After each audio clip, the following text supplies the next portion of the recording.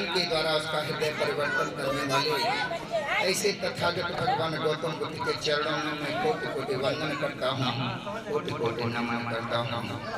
तत्पश्चात इस भारत भूमि पर जन्मे उन तमाम जाने अनजाने महापुरुषों को जिन्होंने इस भारत भूमि पर जन्म लेकर के इस शोषित पीड़ित समाज में जन्म लेकर के इस शोषित पीड़ित समाज के उद्धार के लिए, इस शोषित पीड़ित समाज को उस नर्क की जिंदगी से निकालने के लिए जिसमें इस बहुजन समाज अर्थात शूद्र समाज का जीवन जानवरों से भी बदतर हुआ करता था, उस शोषित पीड़ित दबे कुचले समाज को सम्मान की जिंदगी देने वाले उन तमाम जाने अनजाने महापुरुषों के चरणों में मेरा कोटि कोटि वंदन है, कोटि कोटि नमन है।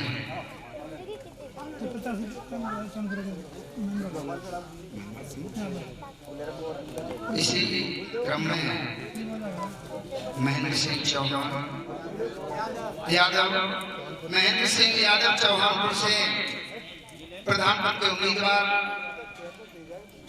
जो कि इस पंचशील दरबार में आकर के भगवान बुद्ध के चरणों पर फूल अर्पण करते हुए परम पूज्य बाबा साहब अम्बेडकर जी के चरणों में फूल अर्पण करते हुए उनका आशीर्वाद लेते हुए तथागत भगवान बुद्ध के एवं परम पूज्य बाबा साहब अम्बेडकर जी के चरणों में मैं कामना करता हूँ कि इनको सुख समृद्धि बनाए रखें, इनका जीवन खुशियों से भर जाए, ऐसे प्रभु के चरणों में मंगल कामना करता हूँ।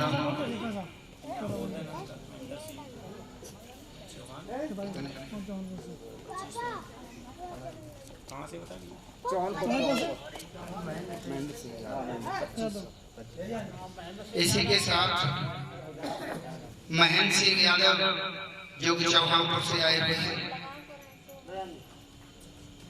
2500 रुपए अपनी गाड़ी कमाई से इस पंचशील दरबार में धर्मदान दे रहे हैं। तथागत भगवान गौतम बुद्ध एवं परम पूज्य बाबा साहब अम्बेडकर जी के चरणों में सिर झुकाते हुए मंगल कामना करता हूँ। प्रभु इनके घर में सुख समृद्धि बनाए रखें, हमेशा विकास के पथ पर अग्रसर होते रहें, विजय पथ पर हमेशा आगे बढ़ते हैं, ऐसे प्रभु के चरणों में सिर झुकाते हुए मंगल कामना करता हूँ। बता दी। तत्पश्चात उन सारे महापुरुषों के चरणों में वंदन करते हुए, नमन करते हुए, ऐसे महापुरुष के चरणों में वंदन करते हुए, ऐसे मसीहा के चरणों में वंदन करते हुए जिसने इस शोषित पीड़ित समाज की दशा को देखा, समझा और उस दशा को सुधारने का संकल्प लिया, ऐसे परम पूज्य वो मसीहा जिनका आज जन्मदिन मनाया जा रहा है, जो कि उनके जीवन का 130वां जन्मदिन है, जो कि हमारे सामने परम पूज्य बाबा साहब अम्बेडकर जी के रूप में आपके सामने चित्र लगा हुआ है और आपके सामने प्रतिमा भी लगी हुई है। इस मसीहा का, इस भगवान का जन्म 14 अप्रैल सन 1891 इंदौर की मऊ छावनी में हुआ था। मेरे भाइयों, मेरी माताओं, बहनों,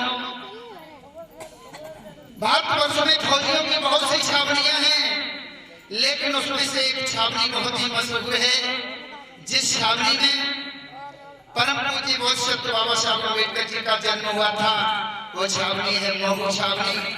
इसीलिए भारतवर्ष की सारी छावनियों में महू छावनी प्रसिद्ध है। ऐसे समय में बाबा साहब का प्रादुर्भाव हुआ था जब इस शोषित पीड़ित समाज की दशा जानवरों से भी बदतर थी। तो ऐसे महापुरुषों के चरणों में, ऐसे उस मसीहा के चरणों में अपने श्रद्धा सुमन अर्पित करते हुए, ऐसे मसीहा के चरणों में कोटि कोटि वंदन करते हुए कोटि कोटि नमन करता हूँ। तत्पश्चात यहाँ पर बैठे हुए हमारे सम्मानित बुजुर्गों, पिता का स्थान रखने वाले हमारे बड़े भाइयों, यहाँ पर बैठी हुई मैया महामाया, मैया प्रजापति, मैया भीमाबाई और मैया रमाबाई के प्रचन्नों पर चलने वाली हमारी सम्मानित माताएं बहनें, इस गांव के सभी संप्रधान बुजुर्गों को, इस कार्यक्रम का आयोजन करने वाली इस समिति के सभी नौजवानों को हमारी तरफ से अर्थात देवेंद्र बौद्ध की तरफ से शीश झुकाते हुए सादर नमो बुद्धाय, जय भीम।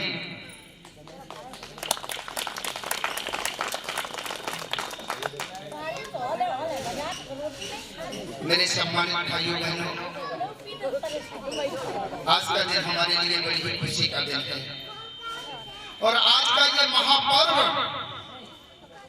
हम साल में कितने त्योहारों को मनाया करते हैं, लेकिन आज का ये महापर्व हमारे लिए बड़ी खुशी का दिन है, क्योंकि जिस महापुरुष का जन्मदिन मनाया जा रहा है, इस महापुरुष ने अपने जीवन में कितने ही कष्ट झेले थे, कितनी ही परेशानियों को झेला था, कितने संघर्ष किए थे, तब कहीं जाकर के हमें ये सम्मान की जिंदगी दी। ऐसे उस मसीहा को जब विद्यालय में पढ़ने के लिए जाते थे तो मुश्किल से किसी विद्यालय में दाखिला मिला था, लेकिन जो उस विद्यालय में दाखिले के साथ साथ एक शर्त रखी गई थी, ये बच्चा उस जगह पर बैठेगा जिस जगह पर दूसरे बच्चों के जूते और चप्पल उतरे हुआ करेंगे। ये मसीहा, ये बच्चा जो आगे चल करके वो शब्द बाबा साहब अम्बेडकर के नाम से ये प्रसिद्ध हुए, कितनी कठिनाई। आज आप विचार करिए और सोचिए कि हमारा बच्चा अगर विद्यालय में पढ़ने जाता है और उस बच्चे को अगर दूर बिठा दिया, सारे बच्चों से अलग बैठा दिया जाए, तो आप समझ सकते हैं वो हमारा बच्चा दूसरे दिन विद्यालय नहीं जाएगा। लेकिन धन्य है वो मसीहा, धन्य है वो भगवान, जिसने समाज के लिए इतनी परेशानियों को सहा, इतने कष्टों को सहा और जीवन में संघर्ष करते हुए अपने जीवन का बलिदान कर दिया, तब हमें जाकर के ये सम्मान की जिंदगी दे करके गए हैं। ऐसे मसीहा को हमें कभी भूलना नहीं चाहिए। एक बार का जिक्र है कि विद्यालय में मुआयना हुआ करते हैं, हमारे पढ़ने वाले छात्र सभी जानते हैं, जिसको कि इंग्लिश में इंस्पेक्शन कहा जाता है। तो डिप्टी साहब एक बार विद्यालय में मुआयना करने के लिए आते हैं और सारे बच्चों से एक प्रश्न पूछते हैं कि बच्चों एक बात बताइए, वो ऐसी कौन सी चीज है जिसे हम देख तो सकते हैं मगर छू नहीं सकते? सारे बच्चों ने उत्तर दिया। किसी ने कहा वो सूरज है जिसे हम देख सकते हैं, छू नहीं सकते। किसी ने कहा वो चंद्रमा है जिसे हम देख तो सकते हैं मगर छू नहीं सकते। किसी ने कहा वो तारे हैं जिनको हम देख तो सकते हैं मगर छू नहीं सकते। जब वो डिप्टी साहब विद्यालय से जाने लगे तो दूर बैठा हुआ ये बालक, जो कि बाबा साहब भीमराव अम्बेडकर के रूप में प्रसिद्धि पाई, दूर बैठे हुए थे और जब उनके पास से डिप्टी साहब गुजरने लगे तो उठ करके खड़े हो गए हमारे बाबा और कहा, श्रीमान जी, इस प्रश्न का मैं दूसरा उत्तर भी जानता हूं, जरा विचार करिए कौन सा वो उत्तर होगा। जो टीचर वहां पर जो शिक्षक पढ़ाते थे वो हंसने लगे और कहने लगे, चलिए सर, ये बच्चा जो अछूतों का बच्चा है ये क्या इस प्रश्न का उत्तर देगा। वो डिप्टी साहब अंग्रेज अफसर हुआ करते थे, उन्होंने कहा, देख तो लूं ये जो अलग बैठा हुआ बच्चा ये क्या उत्तर देना चाहता है।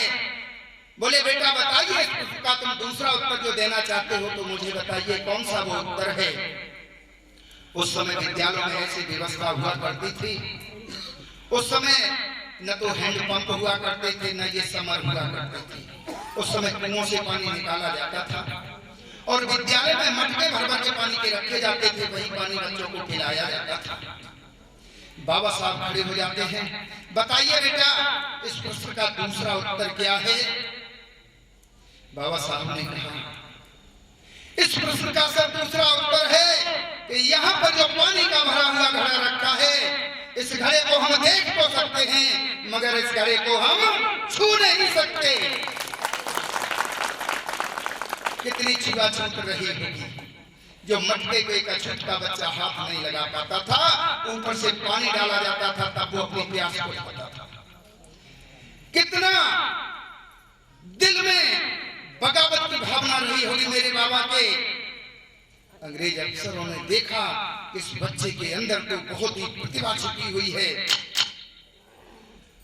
बाबा साहब उस दिन से प्रसिद्धि पा गए।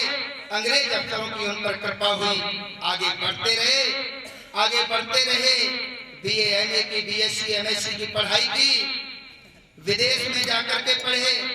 और बाबा साहब की कम उम्र में ही शादी हो गई थी, 16 वर्ष की उम्र में शादी हो गई थी। मैया रमाबाई जो कि इनकी जीवन साथी बनी। बाबा साहब के विषय में बोला जाए तो बड़ा लंबा चौड़ा भाषण हो जाएगा, लेकिन मैं इसको बहुत सूक्ष्म रूप में, क्योंकि यहाँ जो कार्यक्रम चल रहा है, हमारे नौजवान साथी, हमारे नौजवान भाई, हमारी युवा पीढ़ी गाना बजाना ज्यादा पसंद किया करती है। तो बाबा साहब के बारे में थोड़ा बताना मैं उचित समझता हूँ। तो बहुत थोड़े समय में थोड़ा जीवन पर प्रकाश डालना चाहूंगा, उसके बाद आपके सामने वो गाना बजाना ही चलेगा। आप ये मत सोचें कि ये मैं खड़ा हुआ हूँ तो मैं घंटे 2 घंटे बोलता रहूंगा, क्योंकि हमारा युवा पीढ़ी गाना बजाना ज्यादा पसंद करती है। जब विदेश में पढ़ाई कर रहे थे, बाबा साहब के संतानें भी हुई।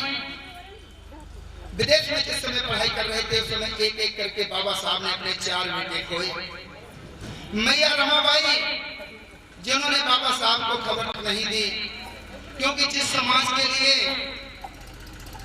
बाबा साहब विदेश में पढ़ाई कर रहे हैं वो पढ़ाई बीच में छोड़कर मेरे बाबा आ जाएंगे और इस समाज को सम्मान की जिंदगी देने का सपना मेरे बाबा का अधूरा रह जाएगा।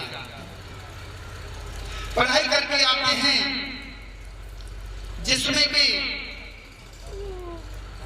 गोलमेज सम्मेलन होने जा रहा था लंदन के अंदर, जिसमें अपने अधिकारों की मांग रखने के लिए बाबा साहब को गोलमेज सम्मेलन लंदन जाना था। उसी समय उनका बच्चा राजरत्न बीमार होता है। इतना बीमार था, इलाज के लिए पैसे नहीं थे और बाबा साहब लंदन के लिए जा रहे थे।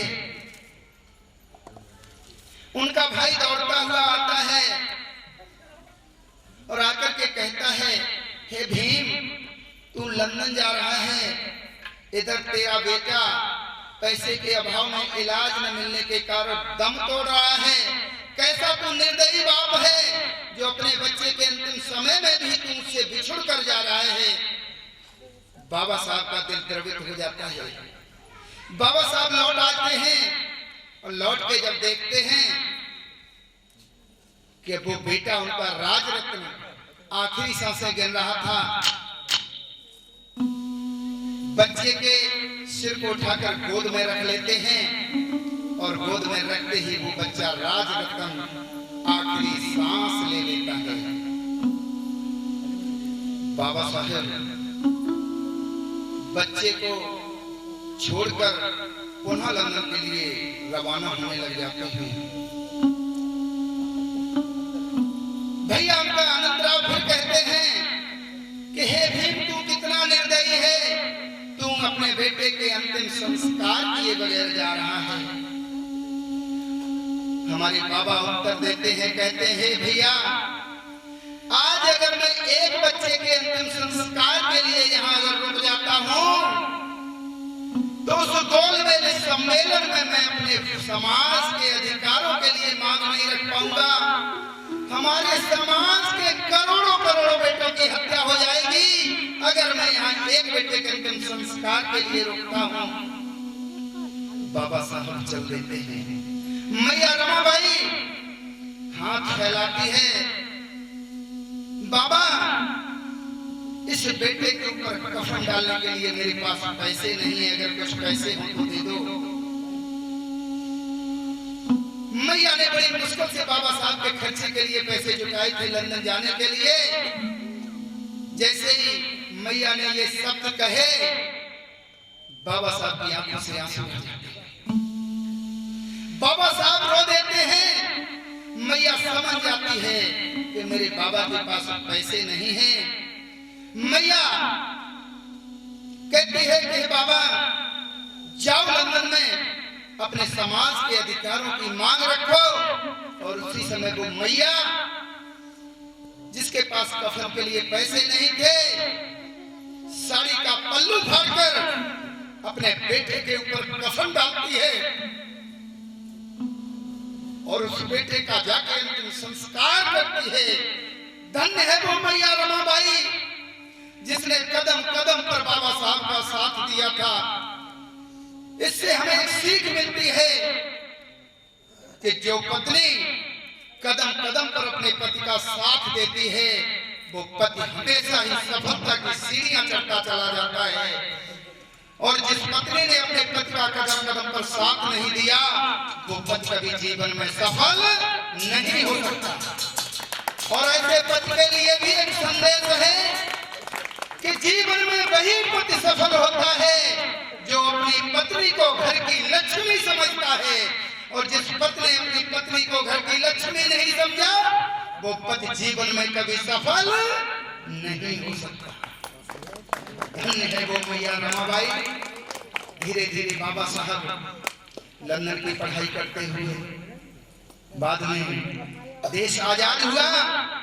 एक संविधान की जरूरत पड़ी, एक विधान की जरूरत पड़ी। अंग्रेजों ने कहा कि हे भारतवासियों, मैं तुम्हारे देश को आजाद करता हूं, लेकिन तब तक मैं इस देश से नहीं जाऊंगा जब तक तुम अपनी शासन प्रणाली को चलाने के लिए अपने देश का एक विधान तैयार नहीं करोगे। किसी में इतनी ताकत नहीं थी, किसी में इतना दिमाग नहीं था जो इस देश का संविधान बना लेता। वो जिम्मा दिया गया हमारे बाबा साहब को। बाबा साहब ने वो संविधान को बनाया, उस संविधान को लिखा जिस संविधान में 7 देशों के संविधानों का निचोड़ है। जिस संविधान को बनाने में हमारे बाबा को 2 साल 11 महीने और 18 दिन का समय लगा। आपने सुना होगा एक दिन आता है जिसको हम संविधान दिवस के रूप में मनाया करते हैं। संविधान दिवस मेरे भाइयों 26 जनवरी नहीं होता है। संविधान दिवस होता है 26 नवंबर। 26 नवंबर सन 1949 को बाबा साहब ने वो संविधान पूर्ण करके पूरा लिख करके जवाहरलाल नेहरू और लाल बहादुर शास्त्री के हाथों में सौंपा था। इसलिए 26 नवंबर को संविधान के रूप में मनाया जाता है। और उसी संविधान से आज देश की शासन व्यवस्था चल रही है। भारत के अंदर 4 वेद 6 शास्त्र और 18 पुराण चल रहे हैं। देश की शासन व्यवस्था किसी वेद शास्त्र या पुराण से नहीं चल रही है। देश की शासन व्यवस्था अगर किसी ग्रंथ से चल रही है तो बाबा साहब के बनाए हुए भारतीय संविधान से चल रही है। भारत के 4 वेद 6 शास्त्र 18 पुराण तराजू के एक पल्ले में रख दो और बाबा साहब द्वारा रचित वो संविधान एक पल्ले में रख दो तो भारतीय संविधान का पल्ला नीचे चला जाएगा। उन सारे पुराणों से वो ग्रंथ भारी पड़ जाएगा, वो पल्ला नीचे चला जाएगा। क्योंकि किसी भी पुराण से देश की शासन व्यवस्था नहीं चल रही है। देश की शासन व्यवस्था बाबा साहब के बनाए हुए संविधान से चल रही है। इसीलिए कहा जाता है मेरे भाइयों कि न गीता से चलता है, न चलता है कुरान से, चलता है देश हमारा भीम के संविधान से। इसीलिए आखिर में कहना चाहूंगा, अभी आपने जो भगवान बुद्ध का पंचशील सुना, उसमें 5वां शील जो बताया गया था, उसमें सारे अवगुण ही अवगुण, दूषित भोजन बताया गया था, नशीली चीजों का सेवन जिसको हमें छोड़ना चाहिए। बाबा साहब अपने माता पिता की 14वीं संतान से, बाकी तेरे को कोई नहीं जानता, सिर्फ बाबा साहब को सभी लोग जानते हैं। इसीलिए कहा जाता है कि एक ही अवगुण बहुत हस्ती मिटाने के लिए, एक ही अवगुण बहुत हस्ती मिटाने के लिए, और एक ही सुत हो बहुत कुल को उठाने के लिए। एक ही अवगुण बहुत हस्ती मिटाने के लिए, एक ही सुत है बहुत कुल को उठाने के लिए। खाई कसम बाबा मिशन तेरा बढ़ाने के लिए, जाऊंगा मैं गली गली बहुजन जगाने के लिए। बहुजन जगाने के लिए। मेरी माताओं बहनों, आज सुबह से निकला हूं, इससे पहले 5 कार्यक्रम दे चुका हूं और 5 कार्यक्रम में 2-2 घंटे बोलकर आया हूं। सुबह चाय पी करके निकला था। आपका कार्यक्रम बहुत लेट हो रहा था, मेरी वजह से ये कार्यक्रम लेट हुआ। मैं उसराहार से आया हूं, 6 बजे घर पर पहुंचा। उसके बाद मैंने मोटरसाइकिल उठाई और यहाँ पर आया, तब मैं आपके यहाँ आया मेरी वजह से। उसके लिए मैं क्षमा चाहूंगा। और मैं इतना थका हूँ, फिर भी इस कार्यक्रम के लिए मैं आया और मुझे कतई ये नहीं लगता है कि मैं दिन में 5 कार्यक्रम दे करके आया हूँ। बाबा साहब के मिशन के लिए चाहे कितनी मुसीबत का मुझे सामना करना पड़े, चाहे मुझे कितने संघर्ष करने पड़े, और आप जब भी हमें बुलाएंगे, हमारे इस धन्य ब्रजवान बौद्ध को बुलाएंगे, आपकी एक आवाज में आपके एक फोन करने पर दौड़ा चला आऊंगा। ये आपसे मेरा वादा है। इसी के साथ तथागत भगवान बुद्ध के चरणों में, परम पूज्य बाबा साहब अम्बेडकर जी के चरणों में सिर झुकाते हुए सभी के लिए मंगल कामना करता हूँ। साधु साधु साधु शब्द।